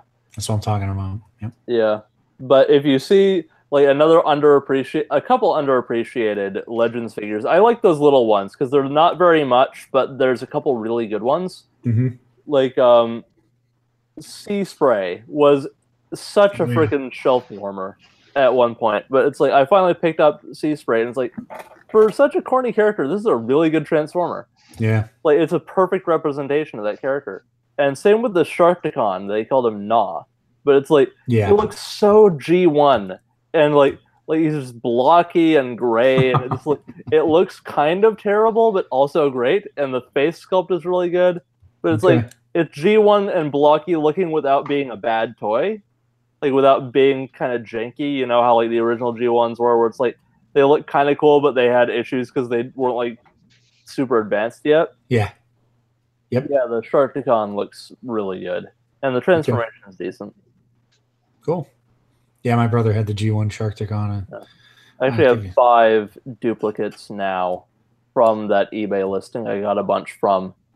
So of course I had a couple of them.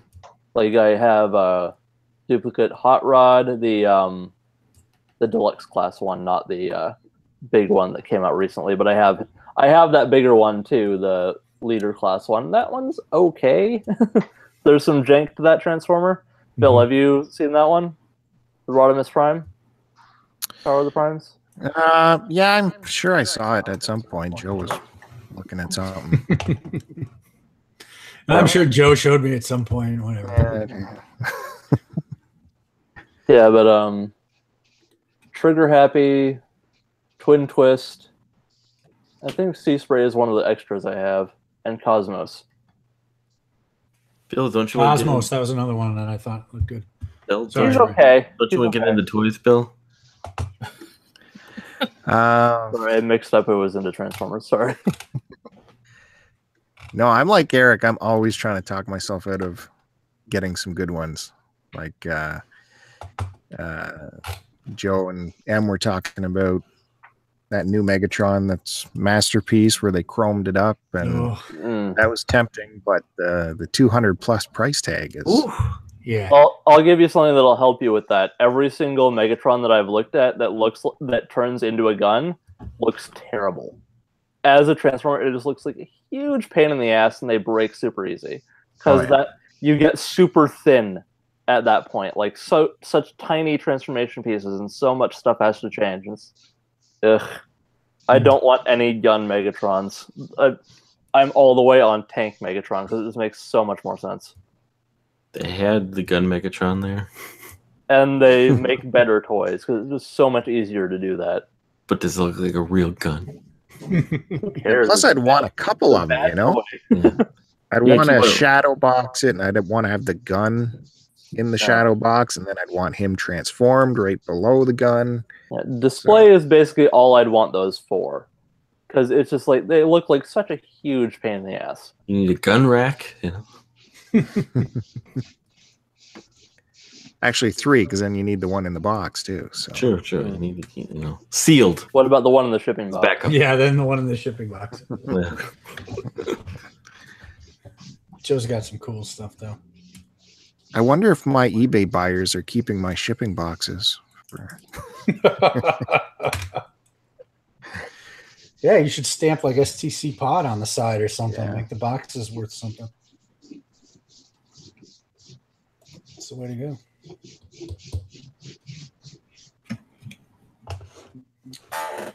Well, Toys, man, toys. I know. It's this like Steven Eider did, you know, he went from games too damn expensive to toys. Way more expensive. Yeah, well, the new stuff, but these thrift bots he's really into. No, I mean, actually, I did find a thrift bot finally a couple weeks ago. I got Depth Charge from Beast Wars. I don't know who that is, but okay. That's fine. Yeah, was those right never into show Beast up. Wars.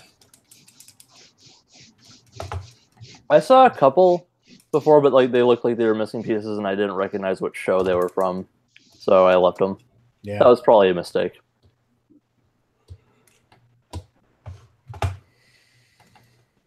They're always like missing heads or something. The Depth Charge only was missing the weapons and like little discs that shot out of his chest, so it's like, that's fine. The core of the figure's there.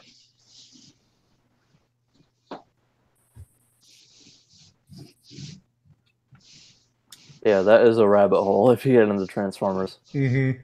You can definitely like get a couple that like if you stick to like mostly the ones from the shows and everything, you can kind of stick to that. Like the deluxe class hot rod's pretty good. The leader class one that's $60, not so much. The leader class Optimus they did recently though, that's pretty cool because he's like the he has like the core bot that it's a really big G1 almost accurate Optimus. Like it's pretty accurate except he's got like trailer pieces hanging off of him in places like on his arms. You kind of can't get around that sometimes. But otherwise, it's a great looking Optimus and it has the Matrix of Leadership. And then you pop out the centerpiece, like the head and the chest, and it turns into Orion Pax. Oh yeah, I saw that one. Yeah, and then That's like pretty you cool. turn it into the cab, and the rest, like the armor, turns into the trailer. Yeah. That is a cool that's Transformer. Cool stuff. That's cool stuff. Mhm. Gotta stay away from it. I live vicariously through others. Check out Musty maneuvering around that pipe Pretty fascinating. He knows how to work a pipe. Praise him. Well, they wouldn't have had to do the damn radon mitigation. This would have been done already. I can't wait to see this. You are going to have. I mean, I'm jealous. I was talking to Melissa about your shelves, Rocket, and the shelves that I think Musty's putting up. Just gigantic wall of nothing but shelves filled, and I'm a little envious. I'm looking for something better though for NES. I don't like my NES games like that, so I'm thinking I'm just gonna keep that as like universal game cases / disc-based case games, if you will. I'm gonna like change it up again. Well, what are you going to put your NES games in? You put them in UGCs, don't you? Well, the thing is that's not enough space then for that. So if I do it all NES games like that, I'm looking for those media display shelves, if you will, that only are like go the distance of a DVD case. Like that's perfect because that matches about the same size as an NES game. Yeah. Well, So you built shelves, right? The initial ones. yeah, Couldn't you just make like the core of a bookshelf that size and then just drill the little holes for the moving shelves? it's probably just easier to do it with just buying those media shelves, if anything. So Yeah, but they're expensive. yeah, but doing all that work and the labor and trying it wouldn't be like, to me, I'd rather pay the extra couple bucks because at that point in time I wouldn't be saving that much money basically. So Yeah. So are you going to put them out loose? yeah, I'm thinking about put them out loose, and then put them in just in a media case basically, where I'm only going to do the media case for the NES games and loose Genesis, I think. So What are you going to do with your already nicely printed and trimmed UGCs that you no longer need? I am going to keep at least the 100 I know games I'm probably never going to sell, and then probably after the rest, if anyone needs trimmed universal game cases, I can let you know. You should bring them to UG's to Cartridge Club. Do you need universal game cases, Eric? No, I actually have a ton of them. I need ones that are Trimmed. maybe already cut, and possibly we talked about this at Midwest, all right? Mm-hmm. The inserts, because my place won't print them anymore. You gotta have a connection. They're screaming about copyright violations. You don't have an inside guy like no, and I don't have it. No, and I definitely don't have an inside person offering to meet them to me at cost. Yeah, 5 cents black and white copy. I'm paying 70 cents, or was until they stopped doing it. Anyway, no, I'm not really serious. There's no realistic way for me to bring a bunch of empty game cases. I'm not going to fly them back here. I have a stack of inserts. I could see what I've got if there's ones you're looking for in particular. Yeah, I mean, I'll put together a list or something, but it's not the big deal. I mean, I'll be able to print them somewhere. It's just my preferred place right now isn't playing ball. The one thing I always debate is, do I just keep the 100 NES games that I love or something like that, or do I continue on basically with what I've done for all these years? Which is what? Just keep collecting NES games, even though I'm How probably many have you got? I think close to 400 now. 400 somewhere in there. I have to recount. I haven't recounted since in probably about a year. So let me ask you a question. Mm-hmm. In a couple of years, when everybody's decided retro games are no longer a thing and they start selling off their NES collections, which is what any Nintendo collectors do when they get their full collections, is apparently they start immediately selling them off. That was kind of a joke, but it does seem like a lot of people do that. And the market starts crashing. Are you going to be interested in getting a full collection then? Yeah, it wouldn't bother me. Are you caught up in the hype, or are I have in it for the actual collection? That's the actual collection. But the thing about it is like I have that, I have my N64. And the thing is, like I said, maybe I need to have, I think, that other shelf that I think will help me with it. And I'm just, I guess, at a point where I'm not really collecting it right now because I'm waiting, I guess, for a market to crash on it. Yeah. I'd rather just keep going after the games I rather really, really want for my collection, and then I'll wait for NES to drop. Because I think that's honestly is coming. I honestly do. Yeah, look, there are people that are too young to care about the NES, I think. And once the nostalgia wave for the NES dies off a little bit, people my age and within about 10 years of me younger, once we get into our 50s and 60s, we're not going to be holding on to NES cartridges, I don't think. Mm-hmm. I don't know what I'm talking about. I'm just throwing it out there. No. It is definitely a nostalgia wave, and it will crash. I'll tell you this: it is a little deflating when you see people like surpass your collection within a few months' time. You're like, and I've been collecting for like I know. I've been collecting since 2002 or 3 or something like that. How do they do that? It's just how do they do it? eBay and or go to convention and just unload and buy everything. That's right. They got to throw money at it, right? Yeah. That's the only answer, right? They've got to throw money at it. Yeah. And I told that story before too, where like 3 years ago at Midwest or something like that, where the guy just came and he pulled out like 10 of the most expensive games out of this guy's case. And I think the guy was planning maybe just to sell a couple of them that weekend, basically. And the guy bought like 10 of them. Just put up his stack, gave him the credit card, and the guy's like, "This is like $2,100." He's like, "Here you go," and he just took a stack, with him, Wow. and he just left. He left. He came in right away when the convention opened and left right away. So he came, got his games, and walked right out the door. Doesn't sound like somebody who enjoys the hobby that much, if you ask me. That guy got wiped out. That guy got wiped out. He bought a couple games because people brought like stuff like, well, would you, because they had a big buy, sell, trade, sign behind him, but he had the glass cases with only pricey NES games. Yeah. So the guy didn't even take like a walk around. He went straight to one guy, found and just stacked them up. It's crazy. So, yeah. I didn't even see him ask for a discount. He just said, "Here you go." Yeah.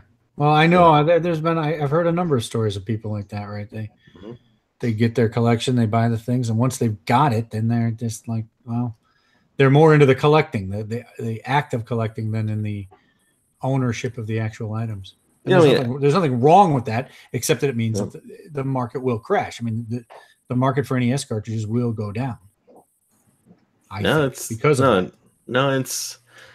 You're probably onto something there. Like the one guy I can point out too that sticks out the most is Scott. From Grimsy 42.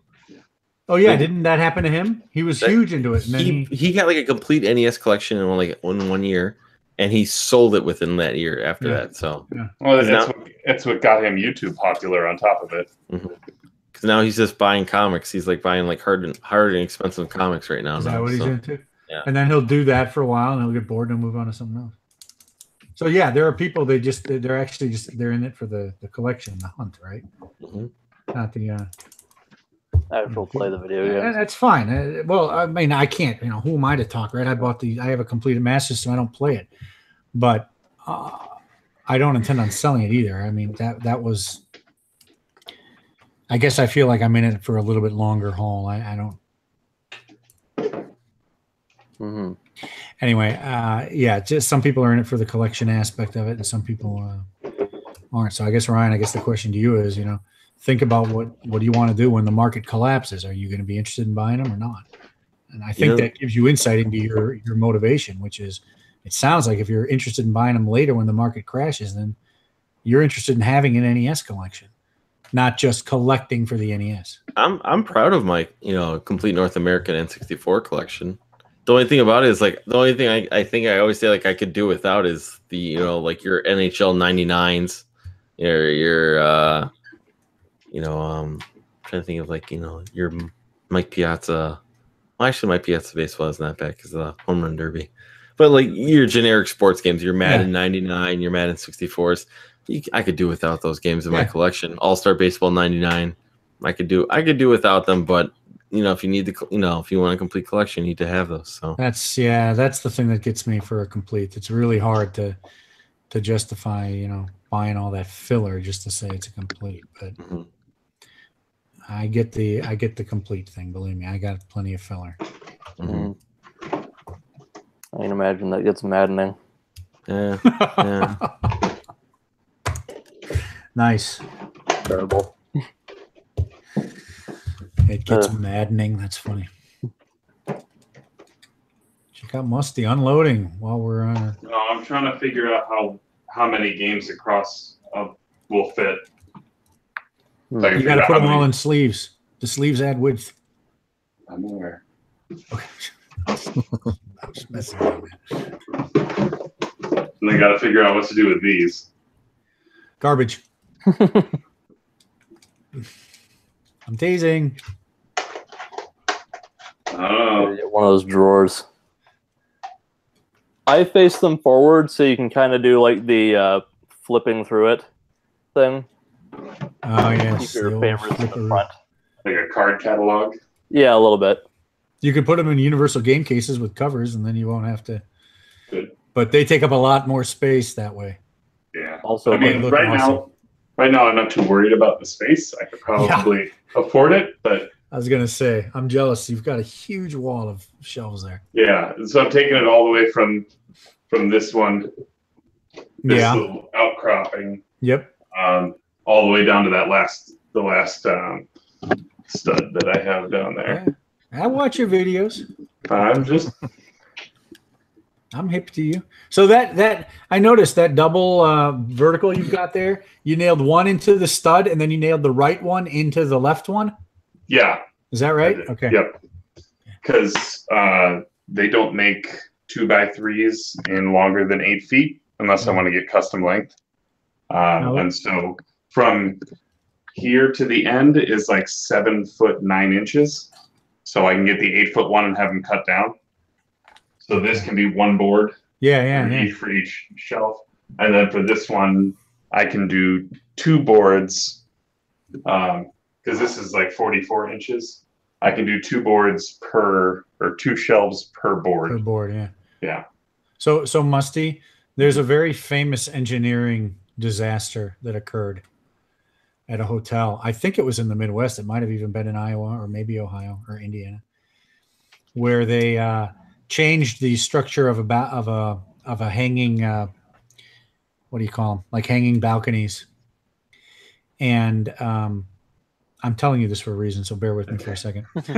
They changed the structure. They changed the structure of these balconies so that it ended up that the lower balcony hung from the upper balcony, which hung from the ceiling. And what ended up happening is it put twice as much force on the bolts holding the upper balcony to the ceiling. They didn't realize it was a very subtle change, and it killed a lot of people. I think it was a Hilton. Your shelf verticals that you've done there by nailing one into the other and then nailing the other into the wall, those screws that you've got holding the one are now going to have twice as much weight on them. Mm-hmm. So I don't expect that you're going to be putting several 100 pounds on each of these shelves that you're going to have a problem. I'm just pointing it out to you that by nailing one board into the other and then that board into the stud, you're putting... You can kill millions of people. You could not have you may be putting more weight on those screws than you realize. Are you suggesting... How do you do weight distribution? Are you suggesting more screws? No. I think you're fine. Okay. But if you start putting cinder blocks on those shelves... Oh, no. You're going to be... You might consider... So... it's a tongue-in-cheek story, okay? I'm teasing you a little bit. You're fine, but... So spoiler alert on general plans. The reason I'm not doing floor to ceiling, I'm only doing shelves up to from about here up, because I'll be lining the bottom with these guys. The Calax 2x2s. All the way across. Oh, nice. Those from IKEA? Yeah. And they're going to fit snug right in between all those. Well, they won't fit in between. Okay. But they'll butt up against it, and then the lowest shelf will sit above like a little bit of an overlap. You know they make 2x4s of those. Why are you just going to get all 2x4? Oh yeah. No, what I'm probably going to do is 2x2, 2x4, 2x2, and I think that'll cover the entire width. Nice. And then what I can do, because they make inserts for those, that'll turn this into like 2 drawers. Yeah. And then this one will have a door on it, and so I can do all kinds of stuff like that. And then it'll fit my magazines. Oh, you're making it'll fit my magazines perfectly. Wow. So that's gonna be awesome. That's end game. I'm really liking this shelf though. These over here. The fact that these came with the house was another nice little perk. Yeah, those are nice. Yeah, I saw those. Yeah, I like how you staggered them too, like that. That's kind of cool. Yeah. And I don't know. Yeah, I don't know what I'm going to put on there yet. And I'm in a better place than I was. I was not feeling great. You can probably tell in that video. Like I was. Yeah, wow. You've had a hell of a week. I know. Well, I did half of it myself. E3. So today was yesterday was moving day. Yeah. So are you guys living there? You're sleeping there now? Yep. So I don't have to drive home. I'm already home. Yeah. Then maybe when all is said and done, I can finally do something with this book. Oh yeah. Didn't you reach out to Metal Jesus and they didn't? I said something to Kinsey about it. Yeah. And she didn't. She was like, "Yeah, you should totally talk to him." But totally talk to him. I'm just like, and I didn't get a chance to. I didn't see him. Okay. And I don't want to. Portland. Yeah, I'm not. I don't want to bring it along. Oh. Like, that's the thing I'm nervous about. Is like I got these freaking awesome high color. I should just get a high res scanner. That's awesome. Get these done because they're just, quantum redshift. You know who else is a big fan of Xbox? Me. I'm just throwing that out there randomly. You might, sometime in the future, you might find that useful information. Ninja Theory. Is that right? Ninja Theory? Yep. Bill, I'm reading the comments on YouTube. What'd I say? Nothing. I'm just. Sorry, Musty. Go ahead. No, you're fine. I'm not going to go through all of them. This one's got Noma. Noma. Noma. Hey, my first kid, Noma. Well, look, after that Eric story, I think it's probably bedtime. So, see everybody. All right. Good night, Bill. Thanks for joining. Good chat. See you, Bill. What a smart aleck. You say immediately after he leaves. I know. I was hoping he was still on. I didn't do that on purpose. Okay. Just figured I'd mention it. Just as a side note, I started looking up listings for this troubleshooter. And this might be one of the best condition copies of this game. Because there's always like a major rip or something on the listings. And this is Canadian, so it's in really good shape. No, it's not in really good shape because it's Canadian. I think it's just a normal version. I think the listings are like the prices I'm going to be saying are Canadian. So like 70 to 100, and they're much worse than this. Wow. You could also sell those GameCube cables. I could, but I'm using them. Not that I use the GameCube much, but it's hooked up. You could buy the HDMI cable with selling that then too. Is there an HDMI cable? There's a plug for it, yeah. It's like $100, but it's 150. Yeah. Hey, Fitnat. Yep. When I was many years ago, this is probably back in 2000, 2001, when I was buying stuff off eBay, I was always looking for like really clean and pristine copies of stuff. And this is true. I always felt like the cleanest and best condition stuff came from Canada. It was like a weird thing. I know it's like every time I'm like, oh, this is complete in box and it's in good shape, and it was of course from Canada. Yeah, but so that wasn't a joke. I think my claim is that you guys keep things in pretty good shape, or at least you like to keep your boxes around. Yeah, there was a sticker on it, but I got it off really cleanly, and I cleaned it up a little bit, so it's pretty shiny and nice. But there's this copy that sold on eBay that's like massively faded, like blue, just all the blues. It's like the top of the little kind of the curved top is like really frayed, and it says the selling price was $105. Wow. And that's like third down. And then there's another one that has like this huge sticker on the side, $50. So it's like that's a little bit of a change in price there. So I'm a little dubious on that $105 one. But hey, I got it for $5. Anything is more than that. Yeah. I'd probably put it up on bid just to be safe. Because this looks like who knows what the hell it'll sell for on any given day. Price charting is at like one sale a week. I remember I went into a game shop once. This drove me crazy. We went to go see, they had Ninja Gaiden Trilogy for the Super Nintendo. And we went in and I said, well, it was in bad shape. I thought it was in awful shape. And I walked in, and I said, oh, can we take a look at it? And it was in bad shape. And I said, well, what are you asking? And he's like, oh, let me check. So he checks online. He's like, well, there's one on eBay or whatever that's going for 140, but it's in bad shape. And I'm like, all right, just stop right there, because yours is in really bad shape too, bro. Don't be telling me that you're going to ask more because yours is in better shape. But I don't know. Sorry, I just found it to be an annoying story. These people trying to sell me sunshine when it's garbage. Yeah, but maybe starting with a game like that with no eBay rating whatsoever probably isn't the best idea. Then what the hell else am I going to sell? I've got Pokemon Coliseum on GameCube. That's worth something. Oh, yeah, probably. Pokemon, yeah. Like $30 maybe.